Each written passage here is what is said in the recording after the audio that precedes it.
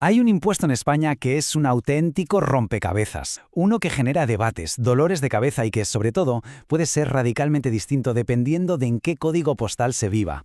Hoy vamos a meternos de lleno a descifrar el impuesto sobre sucesiones y donaciones para ver si de una vez entendemos cómo funciona.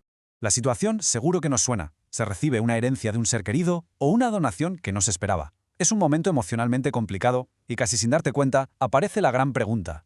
¿Y ahora qué? ¿Qué tengo que hacer con Hacienda? Bueno, pues vamos a intentar responder a eso paso a paso. Venga, pues vamos por partes, como debe ser. La primera pregunta es la más básica, pero es fundamental para entender todo lo demás. ¿Qué es exactamente este impuesto? ¿Para qué sirve? Pues mirad, la idea en el fondo es muy sencilla. Este impuesto se activa cuando el patrimonio de una persona crece, pero gratis.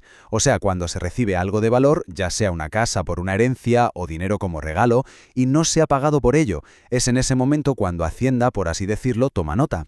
Y aquí, ojo, porque aquí es donde la cosa se pone de verdad interesante. El impuesto es directo, personal, progresivo, todo eso está muy bien. Pero la palabra clave, la que lo cambia absolutamente todo, es que es un impuesto cedido. ¿Y eso qué significa? Pues que el Estado le pasa la pelota a las comunidades autónomas y ellas pueden regularlo casi a su antojo. Esto crea un mapa fiscal con 17 realidades distintas. Si hay que quedarse con una sola idea de todo esto, que sea esta. Es la más importante.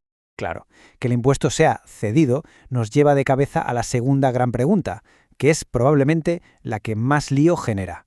¿Quién paga exactamente? Y sobre todo, ¿dónde lo paga? ¿En qué comunidad? A ver, la ley aquí traza una línea muy clara. Hay dos escenarios. Si la persona que recibe la herencia o la donación reside en España, tiene lo que se llama obligación personal. Esto quiere decir que tributa por todo lo que reciba. Da igual si es una casa en su pueblo o una cuenta en Suiza. Por todo. En cambio, si no es residente en España, su obligación es real y solo va a pagar por los bienes y derechos que estén aquí, en territorio español. Vale, entonces, ¿cómo sabemos qué normativa autonómica toca aplicar?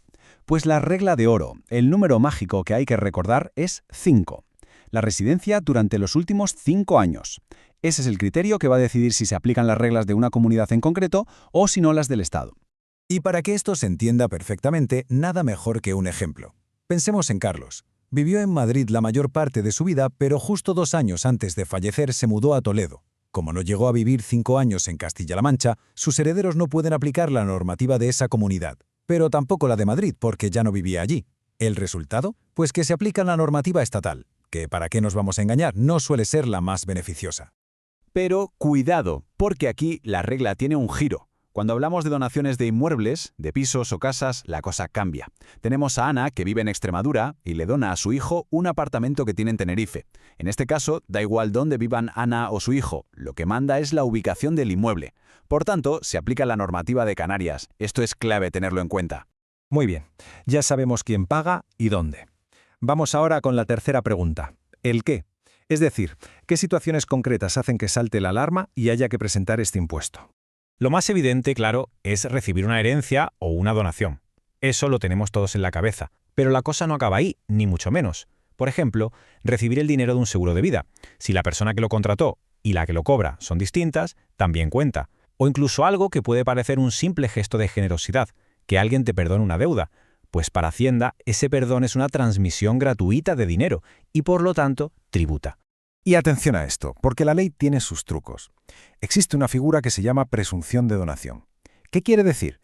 Que si Hacienda ve que el patrimonio de un padre disminuye y, justo al mismo tiempo, el de un hijo aumenta sin motivo aparente, puede dar por hecho que ahí ha habido una donación encubierta. El ejemplo clásico es una transferencia a una cuenta bancaria conjunta. Hacienda puede investigarlo y pedir que se pague el impuesto si no se justifica bien. Pero bueno, no todo van a ser obligaciones. También es muy útil saber qué cosas se libran de este impuesto. Por ejemplo, los premios de la lotería o de otros juegos de azar, que ya tienen sus propios impuestos. Tampoco se aplica a la mayoría de las prestaciones de planes de pensiones que van por el IRPF, ni a ciertas becas o ayudas que tengan un fin social o educativo. Bueno, y llegamos al meollo de la cuestión. La cuarta pregunta, la que todo el mundo quiere saber. Vale, pero al final, ¿cómo se calcula cuánto hay que pagar? Puede sonar a fórmula matemática súper compleja, pero en realidad sigue unos pasos bastante lógicos. A ver, imaginemos que es una especie de receta. Son 4 pasos. Primero, se coge el valor real de todo lo que se recibe y se le restan las deudas que pueda tener. Eso nos da la base imponible. Segundo paso. A esa cantidad le aplicamos una serie de descuentos o reducciones. El resultado es la base liquidable. Tercer paso. Sobre esa base ya reducida aplicamos la tarifa del impuesto y obtenemos la cuota íntegra. Y ya, por último, a esa cuota se le aplican unos ajustes finales para llegar al número definitivo, a la cuota a ingresar, que es lo que hay que pagar. Y de todos esos pasos, el de las reducciones es importantísimo porque aquí es donde la cifra puede bajar bastante. La ley tiene en cuenta muchas cosas. El grado de parentesco, por ejemplo. No es lo mismo que herede un hijo que un sobrino.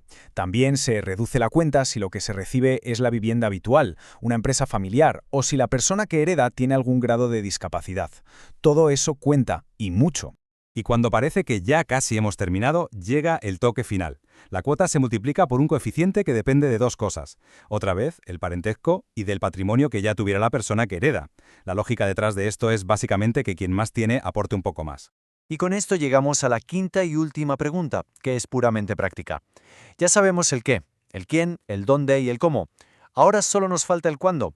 ¿Qué plazos hay para presentar y pagar todo esto? Y aquí hay que estar muy atento, porque los plazos no tienen nada que ver el uno con el otro. Para las herencias, la ley da un margen bastante razonable, 6 meses desde la fecha del fallecimiento. Pero cuidado con las donaciones. Ahí el tiempo vuela. Son solo 30 días hábiles desde que se firma. Un despiste aquí puede salir muy caro. Y con todo esto cerramos el círculo y volvemos al principio. Hemos visto qué es, quién paga, cómo y cuándo. Pero la característica que lo define todo, lo que lo convierte en un laberinto, es que es un impuesto cedido. Y esto nos deja con una pregunta flotando en el aire. Con comunidades que lo bonifican casi al 100% y otras donde es mucho más exigente, ¿podemos hablar de verdad de un único impuesto de sucesiones en España?